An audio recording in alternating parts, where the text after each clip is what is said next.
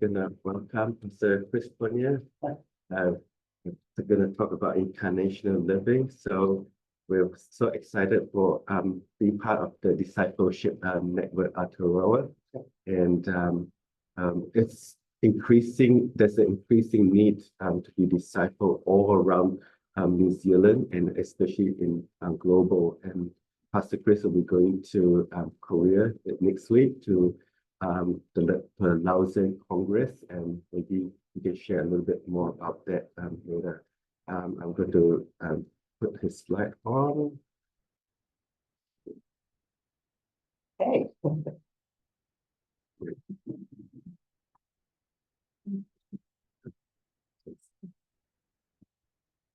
It's on. Yes. Thanks, Jim. Cheers. So this aiming at the project that we're back. Okay, as Brent said, I'm going to Lausanne conference next week. Lausanne, as some of you may know, is the name of a place in Switzerland. And in 1974, so this is going back now 60 years ago. So this year is the 60th anniversary. Billy Graham, John Stott, some of these big church leaders were quite concerned about the state of the Great Commission. How well are we doing in world evangelization? And so they gathered together all these people around the world for the very first Congress, and they started to talk about world evangelization. They started to explore what were the gaps in the world evangelization, where are the areas of weakness, where are we failing, where are we succeeding. And so that was the first Congress. They came across and put together a report. Are you able to get everything? and then 10 years later, roughly 10 or 11 years later, they had a second Congress. Now, I can't remember the order. I think the second Congress was in Cape Town, in South Africa. And then 10 plus years later, it was in Manila, in the Philippines. And now it's in Korea. So this is the fourth one. So roughly every 10 or 11 years, and every time they gather, it's to ask the question, how well are we doing in world evangelization? And in fact, they have come up in every 10 years, they actually do a lot of study and come up with a report, which we'll be looking at next week. And if you want a copy of the report, I can send it to you. It's quite a comprehensive report, looking at where the areas of weakness, the gaps are. And one big area actually is the marketplace. So what Graham and Jane and you guys have on your heart to see discipleship happening in the marketplace, this is one of the big areas of need. Because one of the things we recognize is that whilst Christians are doing well in a church setting, we actually are not reaching the non-Christians. And some parts of the world, Christianity is growing, but other parts it's not. And so it is still a huge challenge for us. While we can celebrate some of the growth areas, overall, we're actually not doing very well. We are sort of been plotting on roughly at a third of the population. You know, over the decades and centuries, we haven't actually made any inroads. And like here in New Zealand as well, you know, you have some churches that grow, but then some churches decline.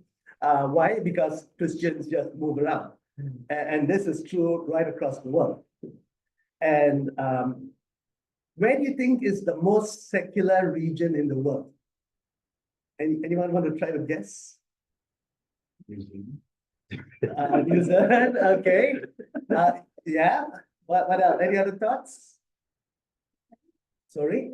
The States, yeah. Okay. Okay, the most secular region actually is East Asia. You know, not the West. East Asia, which includes China, Japan, South Korea, North Korea, Taiwan, Hong Kong, mainly because of China, because a large population of China is a secular nation. But even South Korea, you know, at one stage, Christianity grew really quickly, but it's on a decline, you know.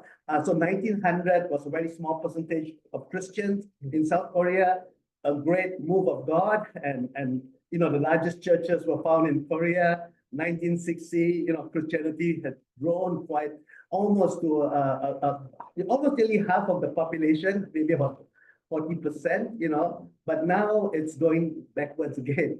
The younger generation are becoming more secular. Even Singapore, great move of God in the 1990s. There was this Love Singapore movement, but again, it's going downhill. But the West, including New Zealand, yeah, it's been on a decline for a long time, So that's the concern we have, because the church is really not being able. Is this on?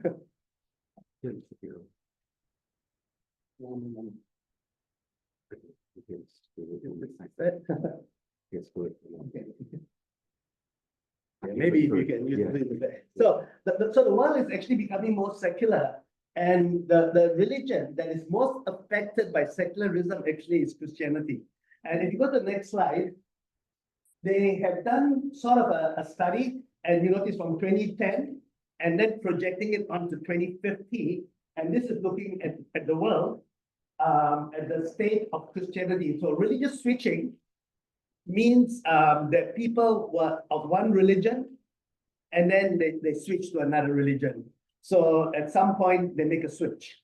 Okay, look at Christians in this period, 2010, and projecting to 2050, we would have about 40 million people becoming Christians, but 106 million people leaving Christianity.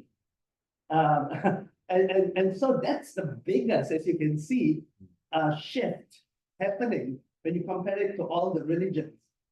Some of them may go to other religions, they convert, but the majority of them actually are going up here, the unaffiliated, where they're becoming secular, where they're no longer interested in Christianity, maybe because they grew up as Christians, they were more cultural Christians, they were family were Christians, but now they no longer regard themselves as Christians. So they were maybe in a Christian family, but now they're being more honest and say, no, actually, I'm not a Christian.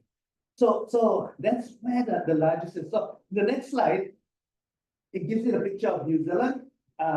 And so this was taken from the 2018. So the black one is the 2018 census, but then the public service, the civil service did also a census in 2021. And you notice the one that has no religion has increased, and Christianity is declining. So in the 1940s, Christianity was the majority, but over the period of time, Christianity has been declining. And whilst it is still the largest of all the other religions, but in reality, the scary thing is that we are losing people. People are leaving the church. People are becoming honest with themselves and saying, actually, I'm secular. I'm no longer a follower of Christ. And so this is the challenge actually facing us, that actually, if we are not taking our faith out into the world, or if our faith is just kept within church, we are not actually going to change this. That Christianity is going to continue to decline here in New Zealand and around the world.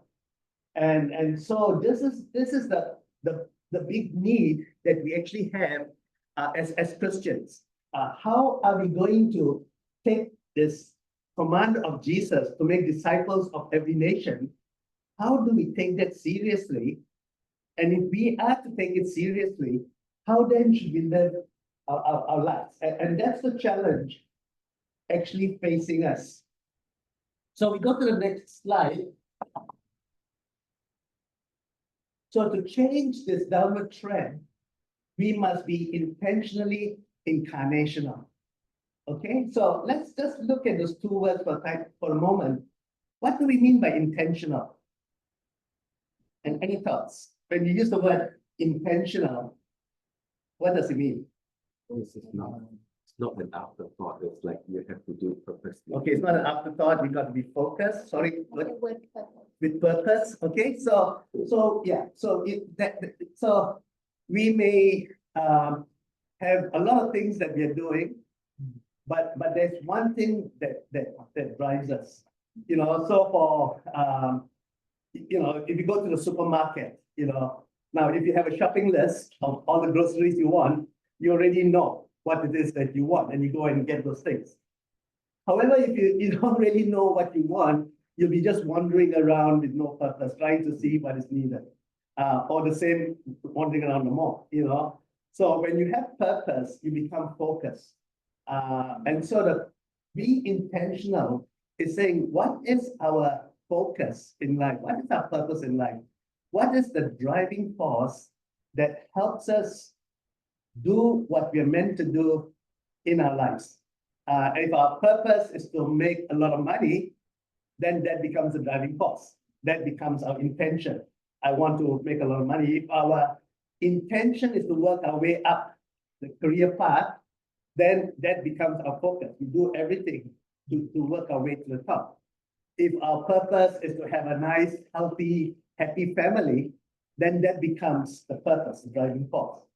And all these purposes, there's nothing wrong with it. There's nothing wrong with wanting to work your way up your career path or to have nice things or to have a lovely family. There's nothing wrong. But for us as Christians, what should be that purpose? What is the intention in our lives? What about incarnational? It's like a transformational thing, like Transformational? Yeah. Okay, yeah. Jesus. Okay, so Jesus coming into the world, that's incarnational. Yes. Yeah, and any other thoughts?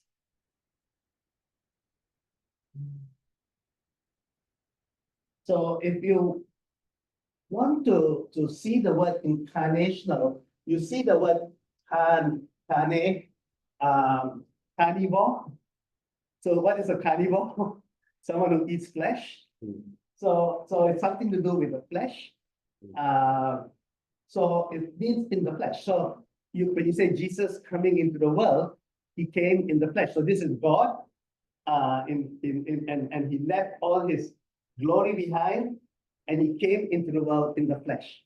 Okay, so he became one to identify with the world around us. So when we talk about incarnational, is putting into the flesh what our intention or purposes. And so we are called to be intentional, and what I observe your lives, how you live in the flesh, would tell me what is your purpose. Okay, so when we see God coming into the world and becoming a human being, it begins to help us understand the purpose that God had in mind. That he doesn't want to be a God far away, aloof. He wanted to come and be in the midst of his people. He cares for his people. He loves for his people. He wants to reach out to the people. And so he came in the flesh. So if you go to the next slide. And so to be intentionally incarnational, it means becoming fully focused on living out our values, behavior, and practices of a Christ follower in the culture we are in. So that becomes our full focus. If we want to see things changing, we need Christ followers, Christians, to be actually fully focused on what they are meant to be or do in the world. Because if we are not going to be fully focused on Christ and his kingdom, then no one else is going to do that. That's why Jesus says in the Sermon on the Mount, seek first God's kingdom and his righteousness. Because if we want to see the world change, it's no point gathering around the workplace in your tea room and just talking about all the problems that are happening. We need to be the instruments that would want to make a difference, isn't it? And so if we as Christians are not focused on being messengers of Christ, followers of Christ in the world, then no one else is going to do it. And the problem is that's what we are seeing happening. That it's going down a trend. The world is becoming more and more secular. In fact, Islam by 2050 could become the largest religion in the world. Not because people are becoming Muslims, but they're having more children. Unfortunately, when you look at the statistics of Christians, most of them are older and beyond childbearing age. And Muslims tend to be younger And so they are able to have more children. And so eventually they will overtake unless we are able to reach out to the next generation. So this is important. So we go to the next slide, and I want to quickly talk about the biblical basis. Why do we need to be living incarnationally? First of all, and I'm not going to go back to the verses. I'm sure Graham can send you basically the PowerPoint PDF of this verses, and you can look at it. But let's look through it. So firstly, we are created in the image of God. Okay, Genesis 1:26. Remember, God says, "Let us make man, let's make human beings in our image." What do we mean by that? Any thoughts? I mean, I know theologians have a lot of different meanings, and I'm sure you have studied it in Bible college, Patricia. But what do we actually mean by the image of God? Because of the love of God to us, so He created His Okay. image, same of us. So we then become loving as well. Yes. So we are representing God, replicating Him, His love. So we also love. That's right. Yeah, yeah. That's good. Any other thoughts? What did you learn in your theology, Patricia? The inverted pyramid of God's kingdom, where Yeah. the king Yeah. becomes the servant. Yeah, So, because we're created in His image, we are to be servants. servants Yeah. as king. So we are. Okay. We are to love Okay. as servants. No, that's good. Yeah, yeah. And by the way, there's no right or wrong answers because yeah, they all mean the thing. You know, any other thoughts? I think it's simpler than that. So if you think back in those ancient days, you know, when they had kings, pharaohs, and all that, they would have statues and replicas of the king, the pharaoh, in all these different places. And they would then, every time they see the statue or the image, that image is a representative of the pharaoh. And so they were to respect and honor and worship. Or they would have images of their god that were representatives of their god. So in the Mesopotamian region, they would even have what they call family gods. And you would read that also in the Bible because they would have family gods as well. So they would keep that as a family god, and they would have a statue there, and that would be the representative. I believe that when God says we are His image, we are to be His representatives in the world. So that's why God says, you know, don't have any more images because I have created my image. The image is you.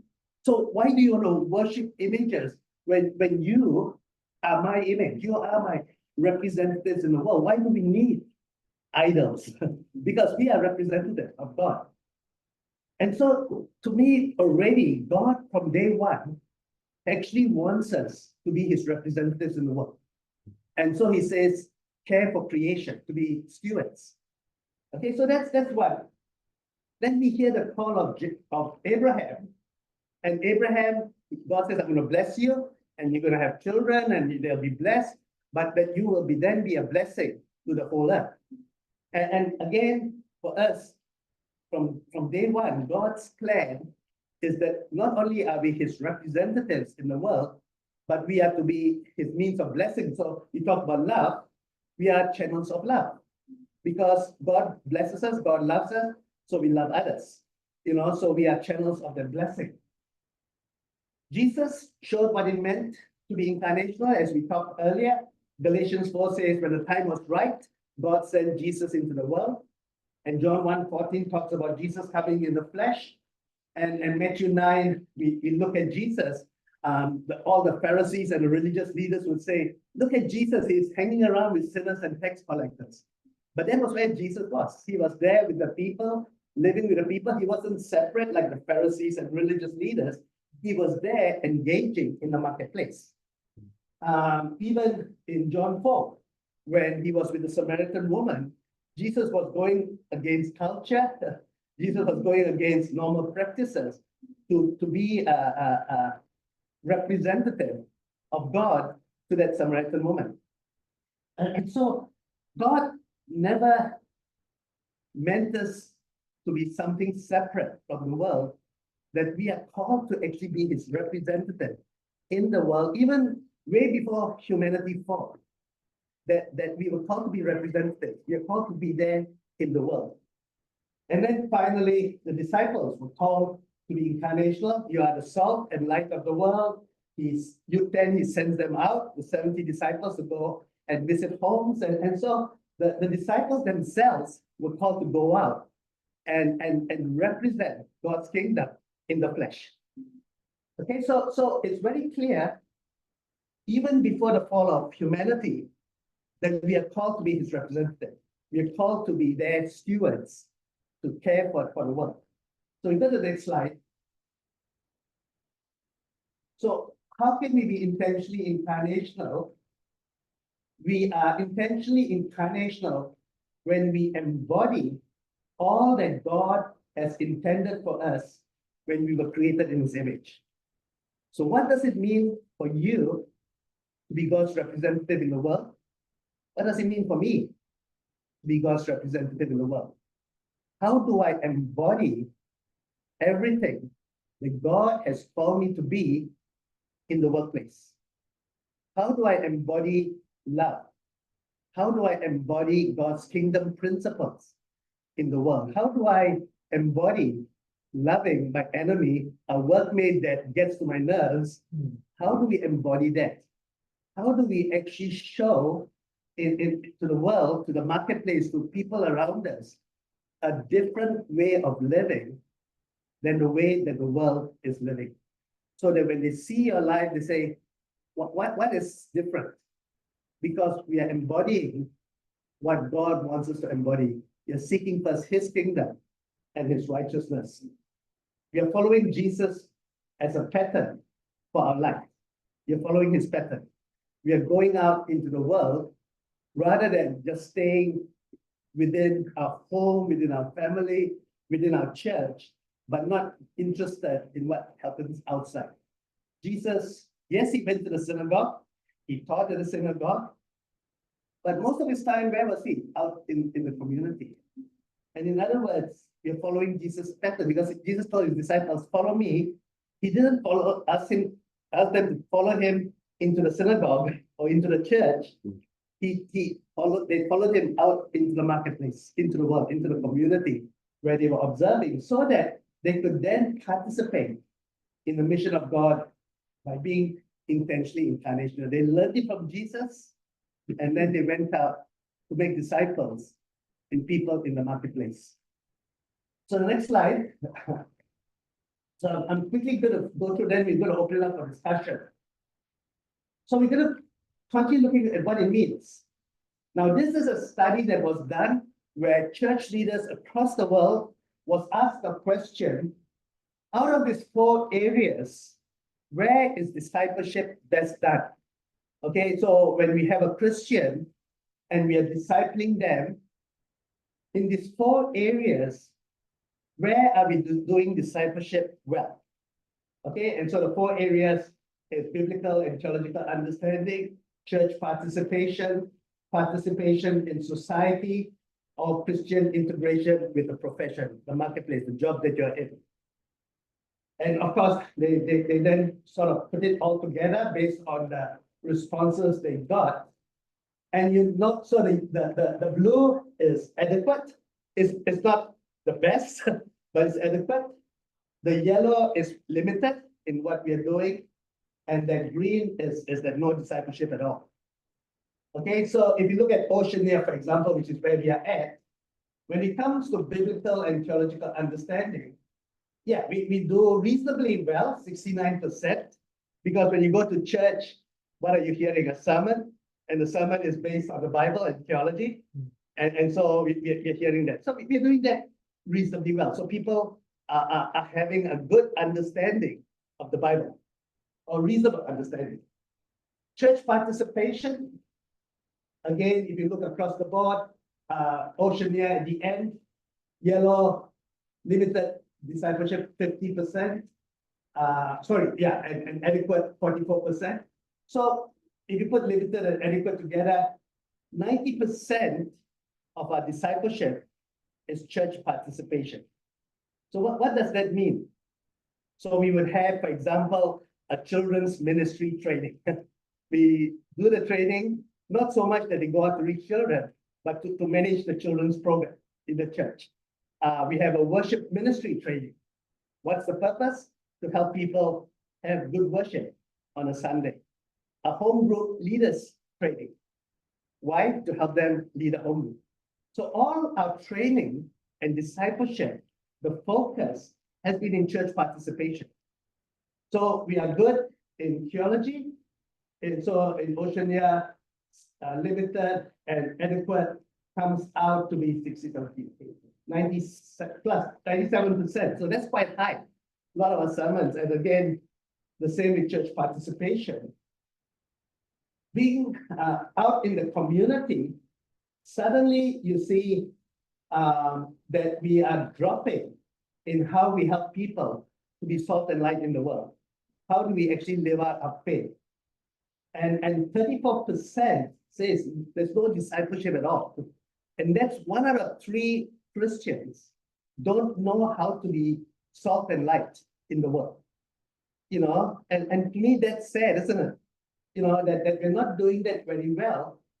But in the profession, that means whether you're a doctor, accountant, technician, whatever, we are not equipping people to actually be a Christian in the profession they're in. And you notice in Oceania, 41% has no discipleship.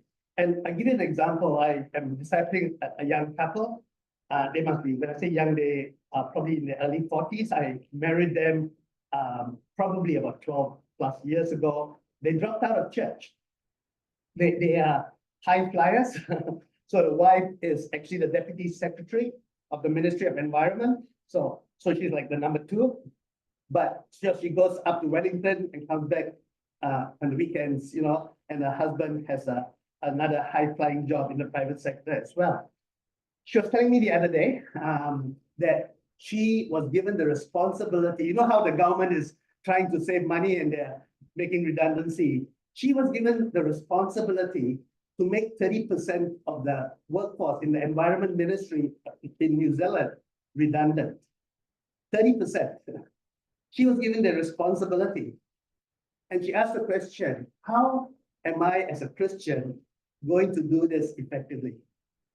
You know, and all of us have questions in our workplace that we just don't know how to discern and decipher. How am I going to deal with this challenge in a way that would demonstrate that I'm a Christian, but also being true and faithful to what is expected of me at work? Because sometimes your employer doesn't call you to do something that is illegal or immoral. They call you to do something that is challenging.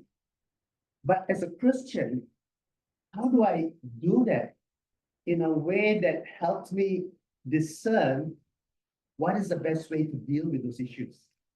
And so a lot of our Christians are well-versed in how we do church and well-versed in how we run programs in the church. They know and understand a little bit about the Bible. But other than that, they actually don't know how to go and be a follower of Christ in the marketplace. And this is a reality, not just here in New Zealand, but right across the world as well. That we are so focused on church participation and getting involved in keeping the church structures running. But other than that, we don't know how to be a Christian in the marketplace.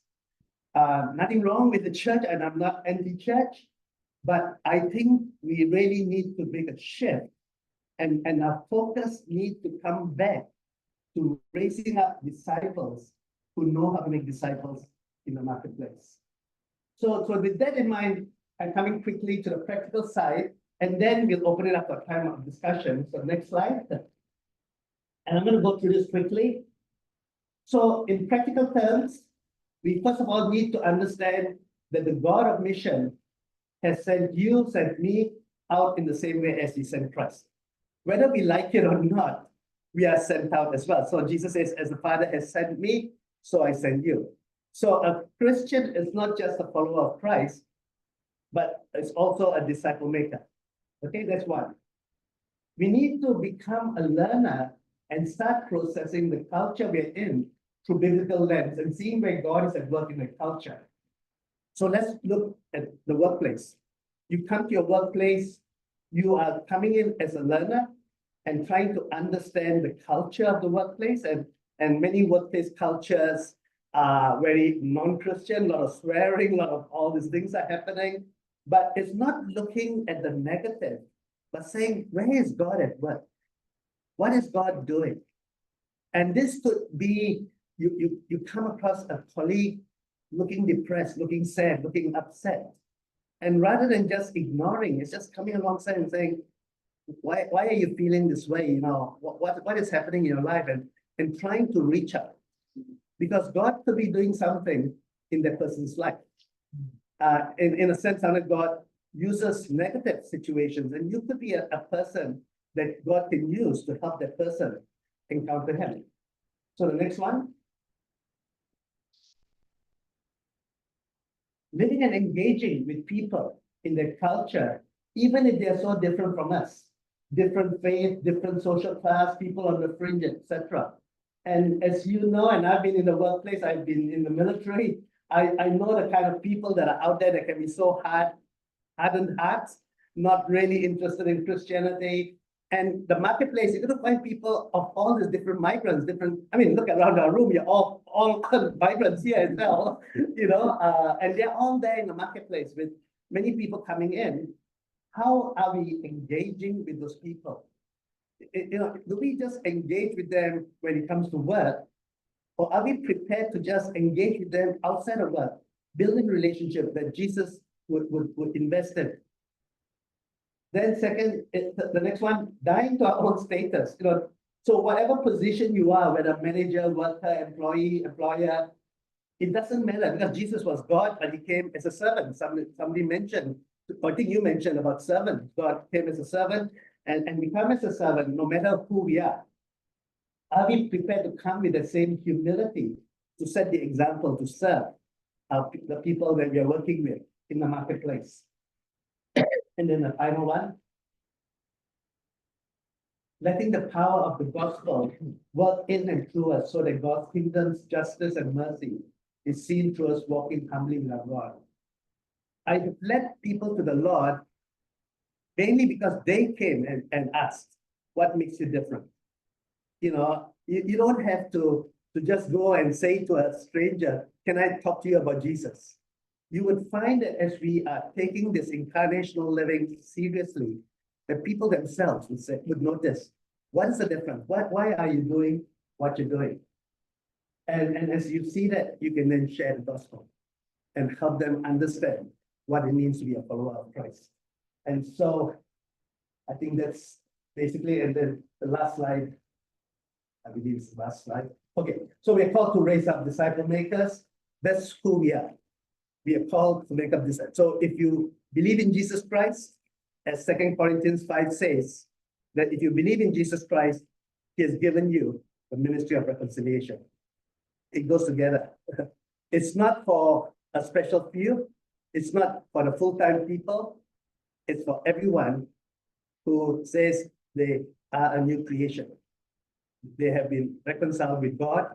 And because they have been reconciled with God, 2 Corinthians 5 says, He has given us a ministry of reconciliation. So all of us actually are disciple makers.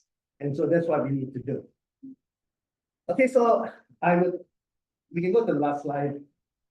And that's the response. But any questions, thoughts, comments? And we have a discussion time now.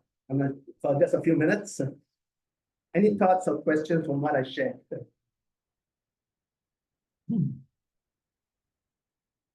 Any concerns or fears? You know, like all good, but I just don't know what to do. But about the say in our certain our workplace. Yeah. So a lot of few of our colleagues are really non-believers. It's just really hard, and how to approach them my wife, I had an experience that I do wanted to share, but the problem is it's like a how do you say that? What prejudice or Yeah, they we got like a confrontation, and I don't like confrontation. I really don't like. Yeah. And it will break our good relationship in Yeah. the workplace. That's how do we Yeah. approach like people like that? Yeah. So, yeah. A very good question. Any thoughts? Any thoughts from others? A very good question, and that question is very important. And actually, the Bible does have an answer to that, and Jesus actually gave an answer on how we can do it. But just out of curiosity, any other thoughts? Just as a response to his question, what would you do in that situation? Because you're right. If you start to push Christianity, as you said, the good relationship you already have can become negative. So what is the best way of being a Christian in the marketplace, in the workplace? Any thoughts? I think it's And remember, there's no right or wrong answers as well. Sorry. I think it's about listening. Yes. Listening to people, because people like to be heard, and a lot of these people, maybe they have tough times as well. So when they express the tough time, we can tell them, it can be different. You can be, maybe we could share a testimony. Oh, I've gone through a similar trial myself, Yes. and I believe that God helped me through this situation. Yes. He encouraged me through people around me, through the Bible and stuff like that. So we don't have to say to them, well, this is what you're going to hell because this Yeah. and that, but this is very handy, we give some tips, hey, why don't you can just take a walk, and have a peaceful mind thinking, and this is a couple of practical verses I found useful in Psalms and Proverbs and stuff like that. I think we don't have to be confrontational in that way, but we can point them to Jesus and say how Jesus helped me through. So in that way, we can still say to them, really, God loves you, but this is how he helped me, and he can do the same for you. That's how I would Yeah. approach it. And that's very good. Yeah. So when you think of Christian evangelism over the decades, and I grew up in the 1970s. My discipleship when I became a Christian at the age of 16 was through Navigators. And Navigators had the 4 spiritual laws. I don't know if you are familiar with that, and Steps to Life, Bridge to Life, and all these tools that you would go and talk to strangers, and you ask, if you were to die tonight, where would you go? Or if you stand before Jesus and he says, why should I let you into heaven? What would you do? It's a very much a confrontational model of evangelism. But if you look at Jesus and the disciples, there was not a lot of confrontation, and so in Luke 10, and you can go back and read it, Jesus actually gave us a model of how we can actually build relationship with people. And as you correctly said, it's not coming up straight away and saying, you need to be a Christian, where you're going to hell, your religion is wrong and false, that already is going to create those tensions.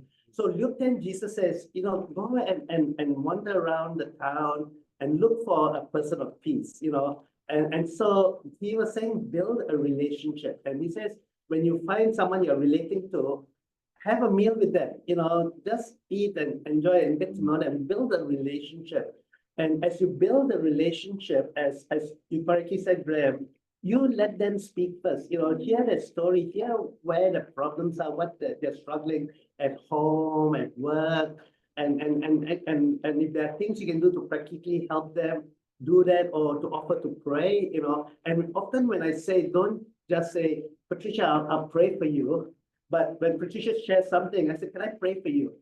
People who are non-Christians who usually are going through a difficult time, most often will say, yeah, I don't mind a prayer, but make sure it's private, that nobody else in the workplace is seeing. And most of the time they will say yes, and I pray with them, trusting that God will do something. Because again, talking about people who have come back to me, for people that God's touched in their life, and they saw an answer and they say, wow, this is powerful, and then I can share the gospel because they experience. So Jesus says, have a meal with them, and when you find someone who is sick, heal the sick, and then say the kingdom of God is here. So coming back, as Christians, we don't need to just go and force ourselves on people and saying, this is what you must believe. Bill Hybels calls it 3D living. And what it means, 3 steps: develop friendships, discover their story, discern the next step. 3 easy steps. Develop friendships, and instead of you telling your story, hear their story.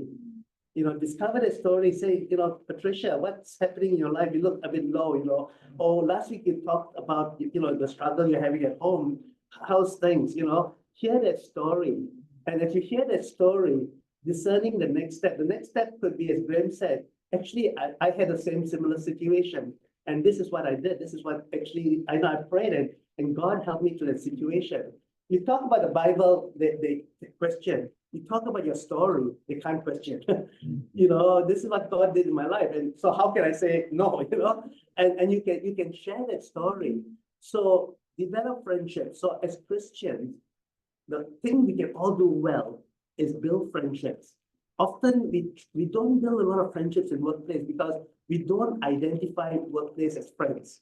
Our friends is at home, our neighbors, and other people, our people we hang out with, all our community. Most people don't see workplace as friends, because that's a place I go to work and leave. I want friends there. But maybe we need to take time to make friends, and on a Friday night, going to the pub or going bowling or doing things as friends, and as we develop those friendships and be the initiator. There's nothing wrong with being the initiator, but don't come and share from yourself first before you earn the right to speak. Somebody once said, before anybody is able to hear the message, they need to trust the messenger. So the message cannot come before they trust the messenger. And as you discover their stories, then you're prayerfully asking God, what should be my next step? What can I do next? And as you do that, it's not offensive at all. It's very simple. All of us can do that. But we are coming with kingdom mentality, but coming in a way that doesn't threaten and divide. Does that help? Yes, Yeah. Pastor. But yeah. So somehow, I'm up to that. Yeah. But Yeah. somehow, some people are really, it's really hard to reach. Yeah. Yeah, we're friends, but don't, because they're totally secular. They Yeah. don't believe Yeah. in anything. Yeah. So Yeah. I understand Yeah. if you force. Yeah. So so there is no time frame. Yes, that's why I want to take it. Yeah. Yeah. So we don't think that everything must happen today. Yeah. Because I've had journeys with people that have been going together for years before I managed to make inroads. Yeah. Because for some people, as you correctly say, when the hearts are hard, they are not ready to receive. Yes. And if you jump too quickly, it can do more harm than good. So for a hardened heart, another person said, and they call it the Engel scale. And this was because named after a person by the name Engel. And before you can come to the major conversion, from just before you become a Christian to a Christian, that's the major conversion. Somebody has to take many conversions first. So if you take someone whose heart is hardened, and we put them at say -9, from -9 you can't come to 0 to hear the gospel. So -9 has come to -8. And the -9 to -8 means they are building your friendship and trusting you. So the first part is that trusting the messenger. So don't be governed by time. Even though we all say, okay, time is short, if they don't accept now, if anything happens, they're going to go to hell, that kind of thing. And yes, that's true. But on the other hand, you don't want to rush too quickly as well.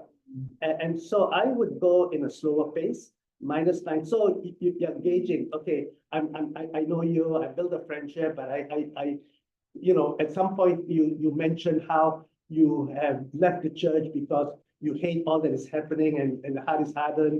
I'm not going to come and invite you to church. I will begin to then slowly win your trust, and start to share a little bit.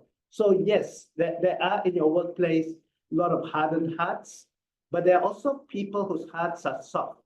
And to me, when Jesus talks about a person of peace, the person of peace is not necessarily the hardened heart, but a person who has responded and is ready to go. So as I'm building friendships in my workplace, I would say, oh, this person, I'm not going to rush, but Graham has sort of talked a little bit about his searching for something deeper, something purpose, a meaning in life, and so I can say, okay, he's seeking to find more to life. Life is not fulfilling. Life is not satisfying.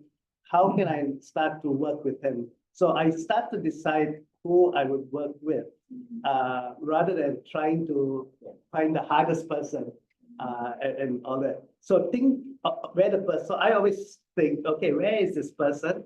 If the person is -5 or -4, what do I need to do? So and so when you talk about discerning the next step, discover the story, discern the next step. Discerning the next step doesn't mean just sharing the gospel. It's actually having to discern where are they, and then begin to say, how am I going to actually reach out to that person?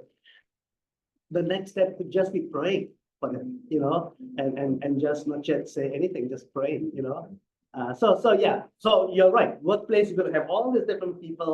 As Jesus talks about the parable of the full soil. One is the hardened heart. One that has a lot of things happening in their life, which is like rocky life and it chokes the seed. Another one is the thorny bush, that strangles the seed, and then the good soil, So the workplace, you have those 4 soil as well. And how we treat each soil, we treat it differently. Yeah. Does that help? Yes. Yeah. So it's just acknowledging. So we are called, that's our mission field, the workplace. You have gone to a new workplace, that's your mission field. And so you're now the farmer there. And as a farmer, you're saying, what's the state of the soils? And I'm just going to see I'm going to be friends with everyone. I'm going to love everyone. I'm going to help and do as much as I can. But who is that person of peace, and start to look at that. But good question, thanks. Sorry, I got a question as well. Yeah. And just your presentation about that lots of Christians are going out of the churches. Yeah. It's actually true happening as well in real life. It's very true. Yeah. There's no such perfect church or something, community or something. There's gonna be lots of negativity or complaints and everything, or disagreement between your brothers and sisters in the church. Yeah. So again, a very good question. There are many reasons why people leave the church, and some leave with bad negative reasons. They had a fight with the pastor, they have a fight with someone in the church, and they leave. So those things happen. But generally, a lot of people are leaving the church because they find church as not meaningful. As I talked earlier about this lady in the workplace, she has to make these people redundant. I mean, that's a tough job, Now, what I suggest to her is that because of her role and position in the environment ministry, she can negotiate for a better redundancy settlement, or even trying and help them find, a job or whatever. So she could use her position in the environment ministry to not just make them redundant. So that's what she has to do. But how can she come with love and grace to help them? So it's having to explore those things. But the challenge is for many Christians, we talk about heaven and hell, but Christianity is not relevant for my everyday life. How is it helping me in my marriage? Or how is it helping me? I have this troubled child, a youth, when my son, my daughter have gone astray, how do I be a good father or good mother or whatever? Or how do I, live a Christian life as a single person, So there's a lot of challenges that they find Christianity not as helpful to them, and they find the secular world more helpful. Because you would find, often you wonder why a Christian reading a lot of secular books on how do I live a better life, or how do I be a better employee. It's because people are wanting to know how to live their life here and now. And so Graham has been doing a lot of principles on being a Christian in the marketplace, using the training that he has, because there are Christian principles, but we are not discipling and equipping people to be out there in the marketplace. So that is the underlying factor. The other thing is that church also has, if I can use the word aged, in a sense, a lot of younger people don't find it actually relevant to them as well. And so we are doing church in a way that doesn't meet the needs of the younger people, but for also people who become Christian to come to church and sit in rows is quite strange as well, because other than going to the movie theater or sports or whatever, you go to church and you hear someone talking in front and some singing songs and then go back, It's not, a lot of people today want relationship and relational kind of thing, And so what Graham is doing is the relationship. You guys meeting once a month. It's building that relationship. So to me, that is another reason. So it's coming back and saying, how can we help Christians to be Christians in the workplace, Christians in school, as young people, rather than how do I keep the church running? Because that is really the question a lot of churches are doing. And I've been a pastor for 30 plus years. I've done it as well, And so to me, it's not necessarily bad because we need to have good worship and all that. But the more important principles is how do we have people being Christian in the profession? You're not doing that. And so that is why people are leaving, because they find it meaningless. Yeah. So we need to come back to that. And that's one of the reasons why I left pastoral work, because I think what is more important is this whole discipleship. So how do I help people? So like what Graham is doing is his vision and Jane's vision is to say, how do we help Christians in the marketplace be ambassadors in the marketplace and develop discipleship communities that is relevant,